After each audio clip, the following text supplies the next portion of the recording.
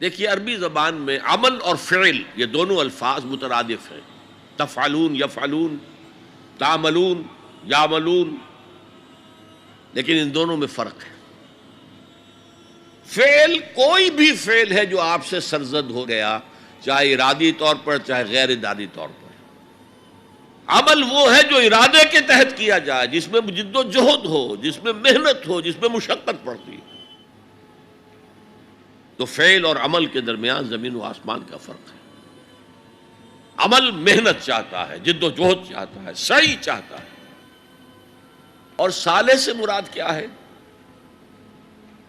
باصلاحیت، جس میں گرو کرنے کی صلاحیت ہو، صالح۔ اس عمل صالح جس سے کہ انسانی شخصیت نشو و نما پائے، اس کی انٹرنل پرسنالٹی، اقبال کے اصطلاح میں اس کی خودی، اس کی انا، اس کی ایگو، اس کی روحانی شخصیت ترقی پائے، نشو و نما پائے، بلندی پر جائے، اس مقام کو حاصل کرنے کی کوشش کرے کہ جس مقام پر اللہ نے انسان کو پیدا کیا تھا۔ والتین والزیتون وطور سینین وہذا البلد الامین لقد خلقنا الانسان فی احسن تقویم، بہترین سطح پر پیدا کیا، مسجود ملائک بنایا، اپنا خلیفہ قرار دیا۔ ثم رددناہ اسفل سافلین، پھر نیچوں میں سب سے نیچے پھینک دیا۔ فرشتے ہم سے اونچے، جنات بھی ہم سے اونچے۔ جنات کہاں کہاں تک جاتے ہیں؟ میرا یہ خیال ہے کہ کم سے کم سولر سسٹم تک تو جنات کی رسائی ہے، آگے ہے یا نہیں مانی کہہ سکتا۔ لیکن یہ انسان اب محنت کرے گا۔ نیچے اگر پھینک دیا گیا تھا الا الذین آمنوا وعملوا الصالحات، جو ایمان لائیں گے اور نیک عمل کریں گے وہ پھر ریگین کر لیں گے اپنے اس مقام کو جس مقام پر انہیں اصلاً پیدا کیا گیا تھا۔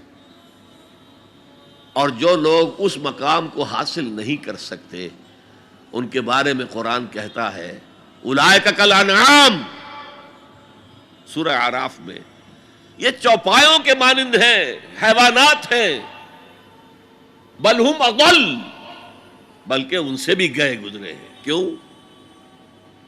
حیوان کو جس سطح پر پیدا کیا گیا اس پر اپنی زندگی گزار رہا ہے، اس سے اوپر کی کوئی صلاحیت دی ہی نہیں گئی۔ انسان کو لقد خلقنا الانسان فی احسن تقویم، اگر انسان حیوان کی سطح پر گر جائے جیسے کہ آج گر چکا ہے تو وہ حیوانات سے بدتر ہے۔ اولئک کالانعام بل ہم اضل لہم قلوب لا یفقہون بہا لہم اعین لا یبصرون بہا لہم آذان لا یسمعون بہا، ان کا دل ہے اس سے غور نہیں کرتے، آنکھیں ہیں ان سے دیکھتے نہیں ہیں، کان ہیں ان سے سنتے نہیں ہیں۔ کیا ابو جہل آنکھ سے نہیں دیکھتا تھا؟ کیا ابو جہل کان سے نہیں سنتا تھا؟ یہ وہ انر شخصیت ہے آپ کی، وہ روحانی شخصیت ہے آپ کی، جو دیکھتی ہے بغیر ان آنکھوں کے، جو سنتی ہے بغیر ان کانوں کے، جو غور و فکر کرتی ہے اس عقل سے نہیں بلکہ اس قلب سے۔ تو اللہ نے تو سب کچھ دیا تھا، ہر ایک میں وہ روح پھونکی ہوئی ہے، لیکن یہ لوگ اپنی اس روح سے بیگانہ ہو گئے ہیں، بھول گئے ہیں کہ ہمارے اندر کوئی ڈیوائن ایلیمنٹ بھی ہے۔ ڈیوائن سپارک، یہ لفظ جو ہے مغربی فلسفے میں استعمال ہوتا ہے، ڈیوائن سپارک، ایک شعلہ ملکوتی ہمارے اندر ہے، انہوں نے بھی دیکھا ہے۔ لیکن آج کا انسان خاص طور پر ڈارون کے نظریے کے پھیلاؤ کی وجہ سے، یہ نظریہ بایولوجی کے میدان کا نظریہ تھا اور بایولوجی کے میدان میں اسے تقریباً ریجیکٹ کیا جا چکا ہے، لیکن سوشل سائنسز میں اس طرح پرمیٹ کر چکا ہے، سوشالوجی میں، سائیکالوجی میں اس طرح پرمیٹ کر گیا ہے کہ آج کا انسان اپنے آپ کو سوائے حیوان کے کچھ نہیں سمجھتا۔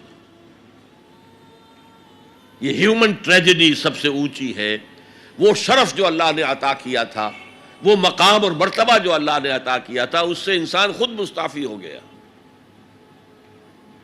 نتیجہ کیا نکلا ہے کہ جیسے ہم کہتے ہیں کہ گھوڑا اور گدھا کیا فرق ہے؟ گھوڑا ذرا ریفائنڈ اینیمل ہے، تمکنت ہے اس میں، گدھا بیچارہ کورس اینیمل ہے، باقی فرق کیا ہے یہ بتائیں؟ اسی طرح انسان اور شمپینزی اور گوریلا میں کیا فرق ہے یہ بتائیں ہمیں؟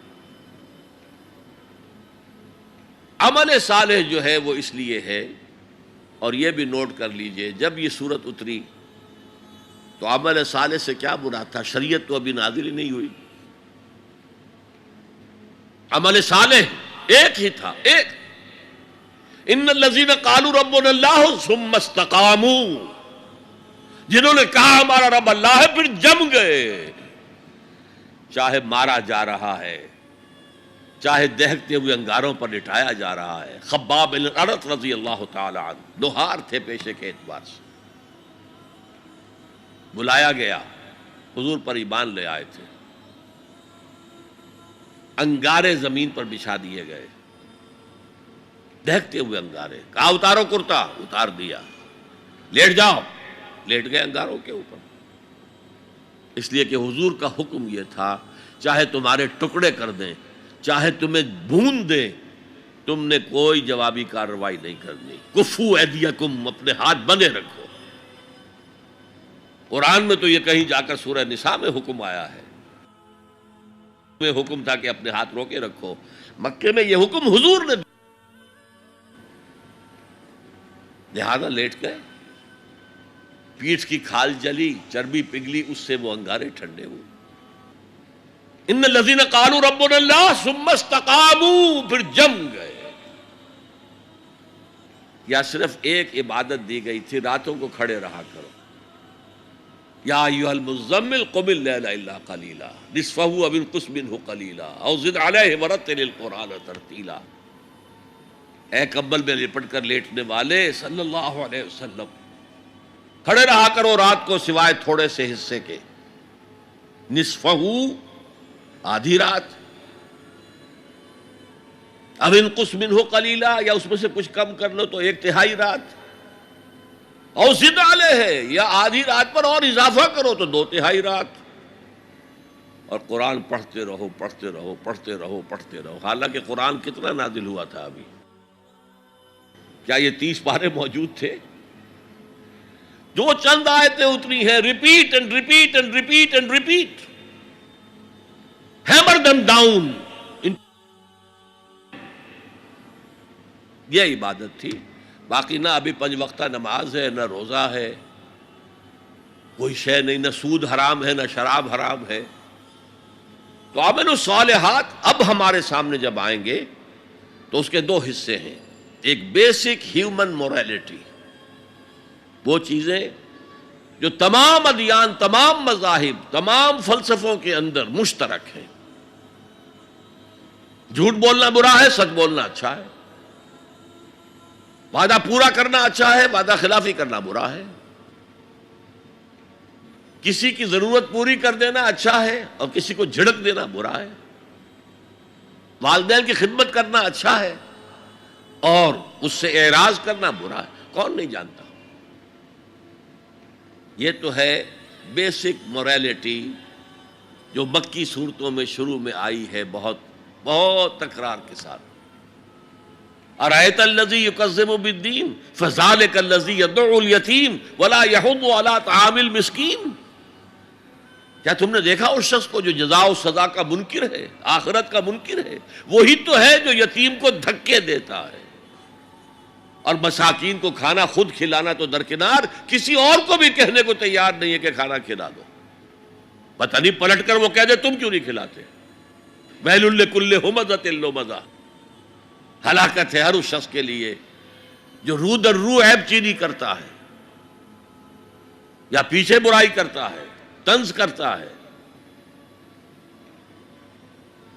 ویل لکل ہمزۃ لمزہ الذی جمع مالا وعددہ، مال جمع کرتا ہے، گنتا رہتا ہے، اب میرا بیلنس شیٹ یہاں آ گیا ہے، اب بیلنس شیٹ یہاں آ گیا ہے، پہلے اتنے کروڑ کے ایسٹس تھے، آج اتنے کروڑ کے، اسی حساب کتاب میں۔